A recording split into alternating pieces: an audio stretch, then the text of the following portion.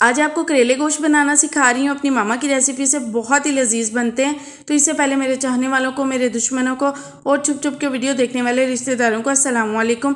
3 medium size के प्याज लेंगे, 2 बड़े टमाटर लेंगे, 4 अदद हरी मिर्चें, दरमियाना टुकड़ा अदरक का और एक पूरा देसी लहसन का बल्ब छील लेंगे।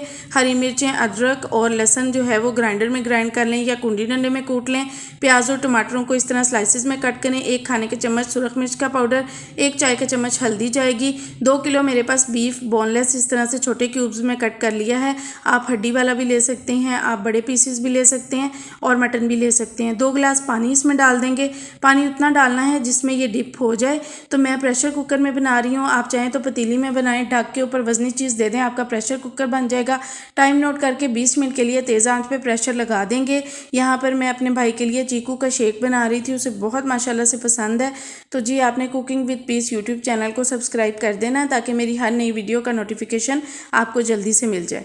नेक्स्ट स्टेप है जी, यहाँ पर 5 मीडियम साइज़ के प्याज लेंगे, तकरीबन 15 अदद हरी मिर्चें लेंगे और 1.5 किलो मैं करेले यूज़ कर रही हूँ।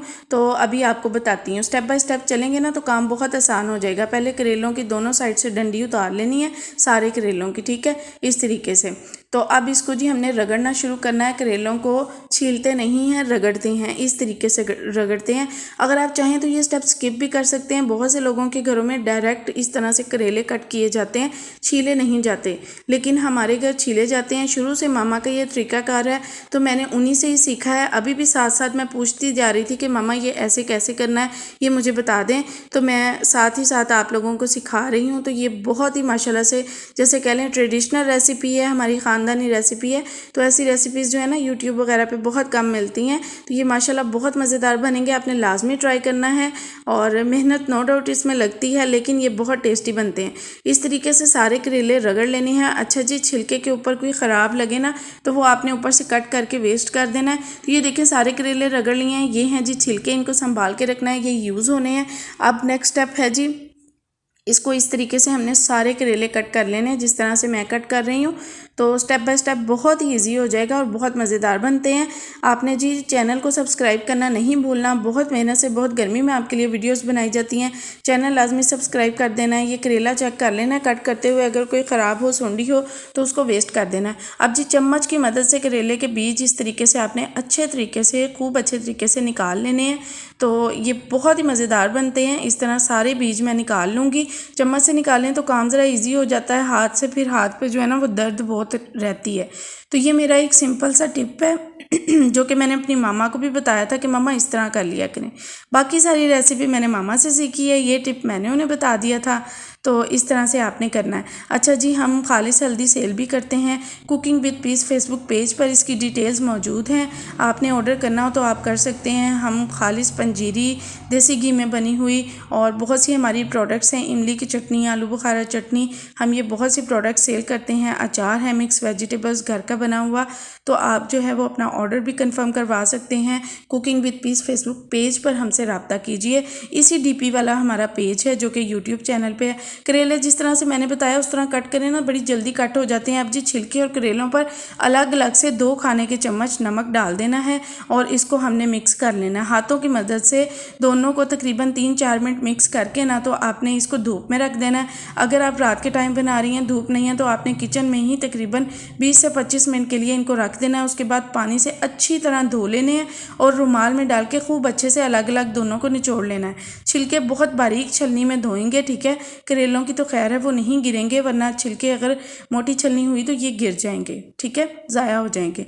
तो अब जी मैंने इनको रख दिया, रेस्ट दी। उसके बाद मैंने कढ़ाई में ऑयल गर्म होने के लिए रख दिया है और ये माशाल्लाह गर्म हो चुका है। और करेले ये देखिए मैंने रुमाल में निचोड़ लिए थे अच्छे तरीके से धो के खूब अच्छी तरह। तो इनको अब मैं फ्राई कर रही हूँ। मीडियम फ्लेम रखी थी, फ्लेम तेज़ नहीं करनी। मीडियम फ्लेम पे तकरीबन इसको लग गए थे 7-8 मिनट लग गए थे। तो ये देखिए माशाल्लाह बहुत ही प्यारे फ्राई हो चुके हैं। तो अब इसको हमने निकाल लेना है और इसी में हमने छिलकों को भी फ्राई कर लेना है। अच्छा, ये अभी जुड़े हुए हैं क्योंकि मैंने अच्छी तरह निचोड़े थे रुमाल में। तो ये जैसे ही ऑयल में जाएंगे ये अलग हो जाएंगे। आप घी में भी बना सकते हैं।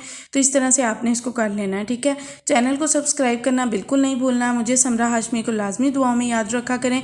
अच्छा, मैं अलग से छिलके ये बिल्कुल बारीक छलनी में मैंने धोए थे, मैंने छलनी दिखा दी है।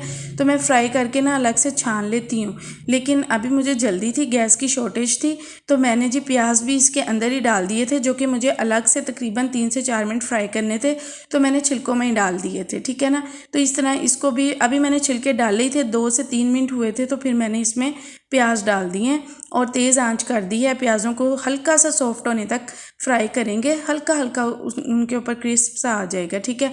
अब इसको हमने छान लेना है। अब घी जो है या ऑयल जो यूज़ कर रहे हैं वो बाकी इंडिया में भी यूज़ हो जाता है, कोई मसला नहीं है, तो आप इसे यूज़ कर सकते हैं। यहाँ पर 20 मिनट के बाद प्रेशर खोला तो ये माशाल्लाह गल चुका है। गलाना बहुत ज़्यादा ज़रूरी है बीफ को, ये बहुत अच्छा गल चुका है। अब जी तेज़ आंच करके इसका इजाफी पानी ड्राई करेंगे और जैसे ही इसको हिलाएंगे मसाला सारा मैश होता जाएगा। कुछ ड्राई स्पाइसेस इसमें जाने हैं, लेकिन वो बाद में, उससे पहले हमने इसमें ऑयल डालना है। वही वाला ऑयल जो है करेलों वाला 1 कप भर के डाल देंगे, ठीक है। अब इसमें स्पाइसेस ऐड करेंगे। 1 खाने का चम्मच नमक जाएगा, 1 खाने का चम्मच खुश्क धनिया पाउडर, 1 खाने का चम्मच ज़ीरा पाउडर, 1 चाय का चम्मच पुलाव मसाला पाउडर, 1 चाय का चम्मच चाट मसाला पाउडर और 1 चाय का चम्मच यहाँ पर गरम मसाला पाउडर जाएगा और 1 प्याली दही फेंट के डाल देंगे और अच्छे तरीके से इसको भून लेंगे। टेस्ट कर लेंगे, स्पाइसी सा हो तो मज़ेदार लगेगा। और ये माशाल्लाह गल चुका था और बहुत ही टेस्टी था। तो आप इस स्टेप पर ज़्यादा गोश्त जो है बना के थोड़ा सा रख भी सकते हैं, अलग से आपकी एक हंडिया बन जाएगी। तो ये यहाँ पर करेले फ्राई किए हुए डाल दिए हैं, प्याज और छिलके डाल दिए हैं, ठीक है। तो इनको मिक्स कर लेंगे।